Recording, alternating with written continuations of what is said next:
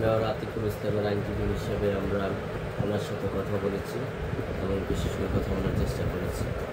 এবং আজকে উনি বলেছেন যে এই যে ওনার প্রতি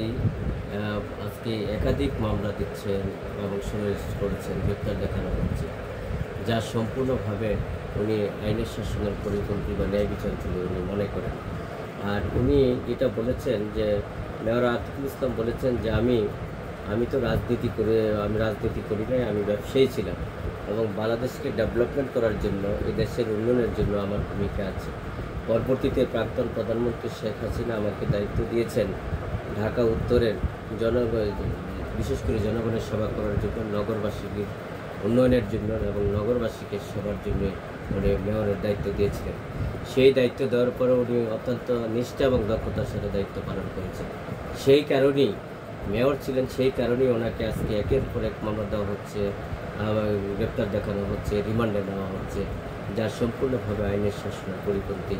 এবং ন্যায় বিচার পরিপন্থী বলে আমি আইনজীবী হিসেবে মনে করি। এবং আজকে মেয়র আতিকুল ইসলাম নিজেও বলেছেন যে আমার সাথে যেটা কথা হয়েছে যে ওনাকে জেল হাজতে যে অবস্থায় রাখা হয়েছে এবং বিশেষ করে আপনারা দুই হাত করা পরিয়ে কোর্টে উঠানো হয় এবং বিশেষ করে এ থেকে উনি মনে করেন যে ওনার সাথে নিষ্ঠুর আচরণ করা হচ্ছে বা অমানবিক আচরণ করা হচ্ছে, সেই কথাগুলো উনি বলার চেষ্টা করেছেন এবং আদালতের দৃষ্টি আকর্ষণ করার চেষ্টা করেছেন।